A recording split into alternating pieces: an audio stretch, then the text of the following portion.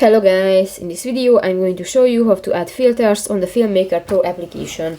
But first of all, I just want to mention, please don't forget to subscribe to our channel, because at 100,000 subscribers we are going to show you our YouTube revenue statistics and growth strategy, how to make money online.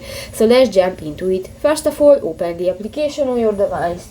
So, you just open a video in the app, and if you want to add different filters, click to the movie line at the lower side of the screen, and here you can find the lower bar. You click to the fourth button, the filter, next to the effects, and here you can find different filters about different topics, for example Christmas, BV, Hong Kong, love, and others. Just select one, and if you finish, click to the OK button at the lower right corner of the home screen.